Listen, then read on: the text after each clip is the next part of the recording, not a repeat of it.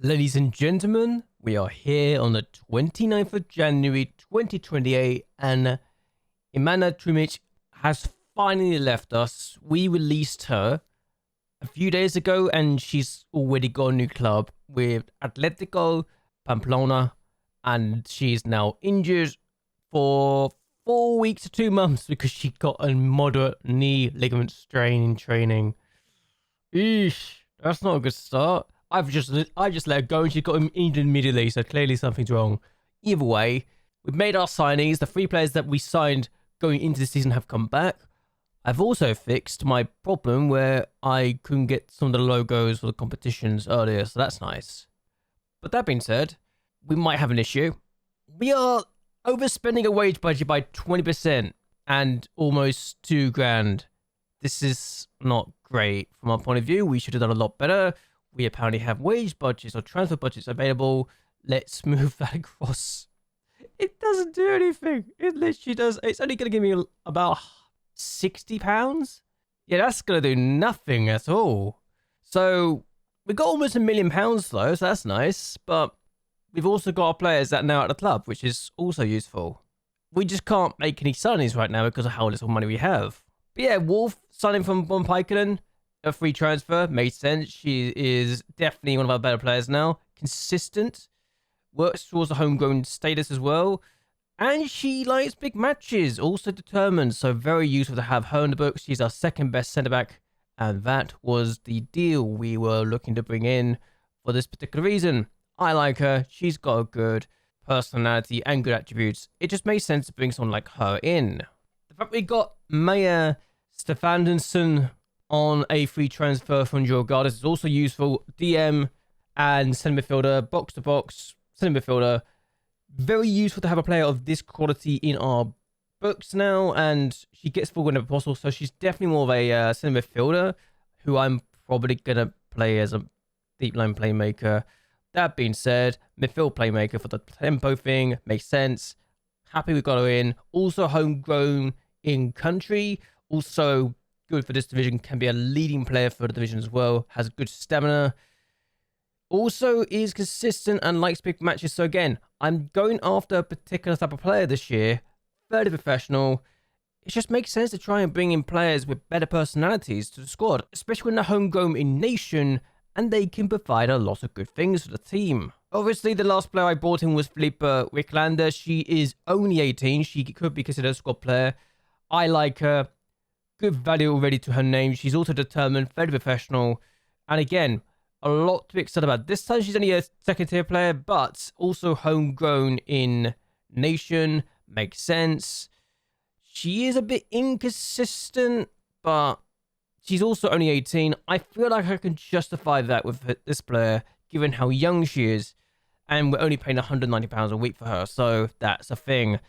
We are also paying $2,000 more than we should do, but that is neither here nor there. Ankov has already got a loan move to Ianda, I think. I can't remember how to pronounce their team's name, but she's got 2 goals in 2 games in the second tier already, so that's a good start. Even if the ratings she's got isn't particularly impressive. Yeah, she's having a good time in Spain so far. Yes, it's the second tier. I have no idea if they're professional or not. They are professional. I have no idea where they're expected to finish this year, but they're in 3rd place before she arrived. They're recently relegated, so they're a team that would like to get in the top tier. The fact she's got 2 goals in the first 2 games in this division is very good. That is a very promising situation to be in. And I'm happy that she's got the team that she's playing for here. That being said, we've got 56 people contracted to the club. 24 of those have only got a contract that ends until the end of the season. And I can literally just go ahead and judge on this. Miettinen is one of those people that we can say is someone we could potentially let go of at the age of 30 soonish.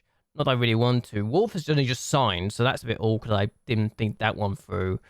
But if you look at some of the players we have that don't have long contracts. Also, this is a thing I need to talk about. Abdu has already talked to me about wanting to explore her options at the end of her contract. Birmingham City wants her. So I am going to make this decision to ask the agent about potential possibilities for sending her. Yes, she's a leading player. She's consistent, doesn't like big matches, but she's got great pace. Yeah, I am not going to jump into the idea of doing this, but given she's got a rumor interest of Birmingham City, she's got a release clause of 93,000. I am willing to go lower than that, given that her value is about 75 to 50,000. So we need to be thinking about that longer term. Let's go back to this page then. Salvador also is on her last year of a contract. She is definitely a player I want to keep around. Same with Zapata. Both got good values. But look at the values some of the players we have got to their name now. Makes sense to want to keep around. Cassandra Larson also has one more season at the club. 3.5%, by the way, is what the wages of £400 gets us. So it's interesting to see how many people that we have that do generally have the situation where we can just say, yeah, putting to get rid of them or something like that. I gotta be careful how this goes. But yeah, some players have got good values, some players don't. But the fact we've got Becca, who is earning 5% of her wage budget with her £575 a week, probably not ideal, but she's also definitely one of our better players, and is a homegrown nation. Definitely need to be keeping an eye on that. And the fact that 3.5% is £400 a week, bit concerning, but there you go. I think Anna's also had an interest. Her release clause, well, it's got no interest right now, but the release clause she has is 68,000, so it is less than her higher value. She's a very good player, though. Even if she doesn't like big matches, the fact we got a player of her quality at a club, still contracted for another 2 years, is very useful. I just need to be figuring out how I want to go about this season and how I go about this idea going forward. Because if we look at the match day tactics, this would be my starting 11 as things stand without any more transfers. And actually, I could probably look at this, right? Is there a way to see the suitability of players? Because I know holds positions, so that would probably be the one thing that would go against what she wants. I have a feeling that she would not like that. But I've got to be thinking about the longer term, what I can do, what I can say longer term, how we want to go forward with this. But at the end of the day, we've got people who are good. Hutton, I mean, our backline is quite solid at this point. Miettinen, Wolf, Becker, Hutton, that's a very good backline. Even if I'm talking about Miettinen potentially leaving in the contract, but she's also only 30 still. I say only 30. It feels like she's younger than that sometimes, but it is one of those things. But we got the likes of Stefansson, Lehman, Goldman, Salvador at the club. Abdu being as good as she is. I feel like it's the strength and depth that might be the issue, but we've got Solen, who is definitely a decent player for this division now. Miatson is still here. I did just give her a new 2-year deal. Probably was my best idea in the world, and I might be regretting that, given she's only a decent player, but she's also consistent. Definitely a good player to have when we need to have someone who can provide more depth. Even if Rick Landler could also be one of those players that could do that, and she's not even on the bench right now. So it is an opportunity to look at that. Zapata, Bronson, Walmart, Robertson, Fjordstrand, and Beard on the bench. Yes, Robertson did not get sold in the end. The team that had her on loan did not consider her price reasonable. I mean, given she's only worth between 16 to 35,000, it makes sense. I don't blame them in the slightest. I just feel like we can definitely do more of this financially. What we want to do longer term is kind of one of those difficult situations, you know? But I don't know. It's definitely a thing we need to look into longer term and go from there. No clue how we're going to really consider this at the moment, but I just need to be smart with my business going forward. And if I was to say, oh, how can I do this? I could filter down the 19s, right? So if I look at the wages right now, you will see the wages in question, and you see that we have got, that wasn't what I wanted to do. So we have got 7 players who are earning £400 or more, with another handful of people on certain wages as well. So it's not like we are giving out small wages to these people, especially when we realize that's another 8 people. So we've got 15 people being paid £300 or more. And that's not even talking about Salvador, who is asking for a new contract, wants more money. I plan on doing that. But then you realize the players that we potentially need to loan out or something will also, or give new contracts to, will also be asking for more money. The younger system in particular could be looking for more money. Also, Angela Baron, not going to sign her. I could do, but she doesn't like big matches. I can't really afford to have more players like that at the moment. Despite the fact we've got a good team, I feel like the mentality of the players is a bit weak, and we could definitely do more of it. I just need to be smart with how I do it in the long term, you know? That being said, we're actually the new season, and we're predicted Division 8 place as things stand. So it's not like we're in a bad position in terms of our players, and apparently the net spend is minus £400. Don't know how that's happened. Also, I feel like that's still broken. The fact that they show our very first transfer window still. Don't know why it's the case, but there you go. Also, I'm actually about to show you something. What it says about the season media prediction, I can change it to this. Or can I? Yeah, I can change it to this. So, that was our second season. This is our third. This is last year. So, last year, 58 points. Wow, they really buggered this, haven't they? I'm trying to give them something to work with, but they're not even giving me the opportunity. For goodness sake, man. Yeah, this is a very broken page. That's 25. So last year, 2 years ago, we got 12 wins, 7 draws, 7 defeats. We conceded 45 goals, a +6 goal difference. And then you got last year, we did much better goal defensively. We lost more games, but our goal difference was much better. We got more points as well. So clearly there has been improvements here.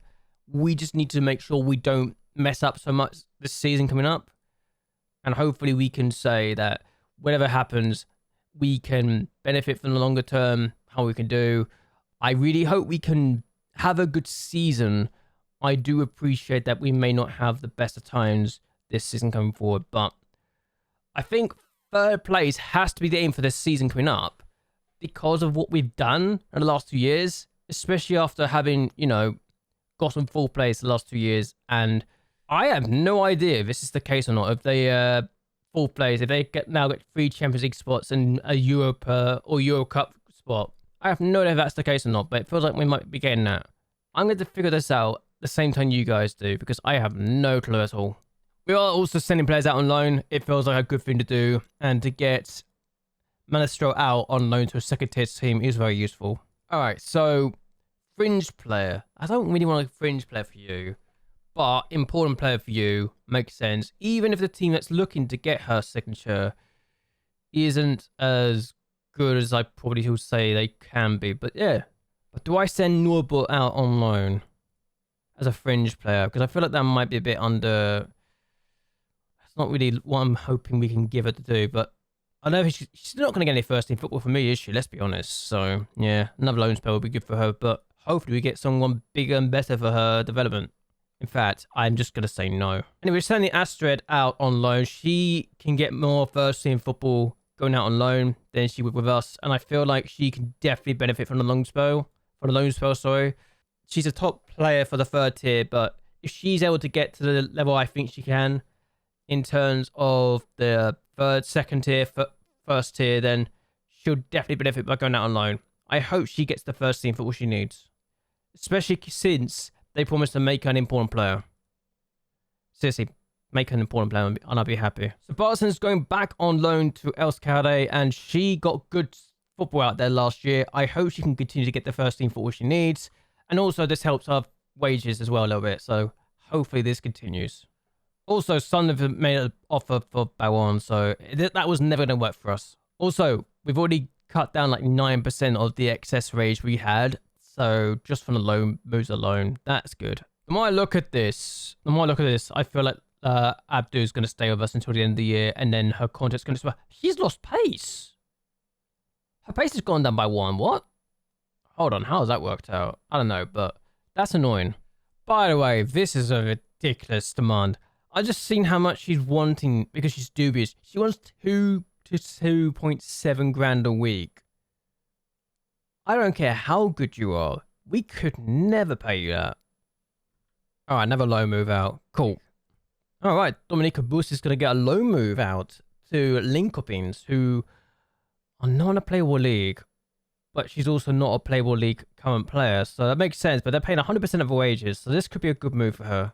And that is Bus going on loan, so that's a good move for her. Hopefully she gets some first team football. We've already gotten down 10% of the excess wages we were over by, so that's good. Good lord. BK can just blast on the national record by paying 600,000. Their previous record was only 375,000. How the hell am I meant to compete with this for the league title? Honestly. Okay, I'm about to do something very, very stupid. I'm about to ask the board if we can improve our training facilities because they were better than they have been in the past. So let's ask the board if they can improve the training facilities since we now got £1 million to our name. It makes sense, right? Well, they're actually doing it. And it's only going to cost me £275,000 to do it. If I'd known it was that cheap, I would have done it a lot sooner.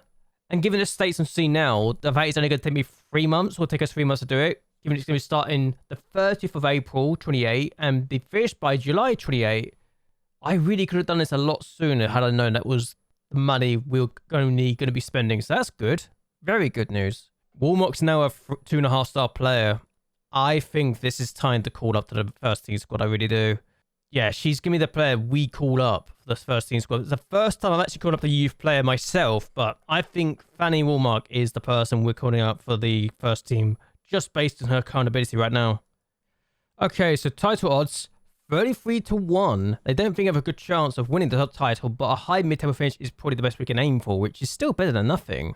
And apparently they think a relegation is possible without any significant changes to the first team squad, given it's a 15-1 preseason odds to go down, but a mid-table finish would be considered a good target. So, alright, now I know I can spend as much money as I have done on the wages, and I don't have to worry so much about the facility cost being as bad as I thought.